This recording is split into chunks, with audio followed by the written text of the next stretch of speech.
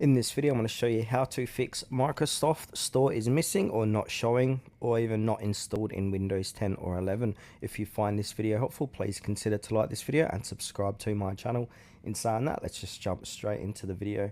Alright, so what we need to do is do a search on the computer. So click on search and then type in WS reset.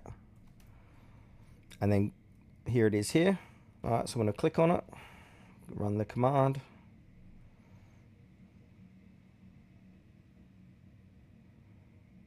Just give it a few moments to reset. Now this should fix your problem.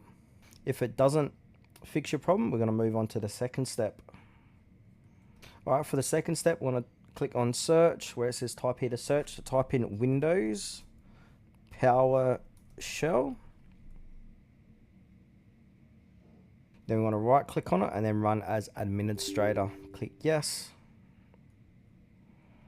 Now we want to put this command in here. I'll leave it in the description. And then click enter. And then from here, we want to restart the PC and your problem should be fixed. Let me know in the comments below which method worked for you guys.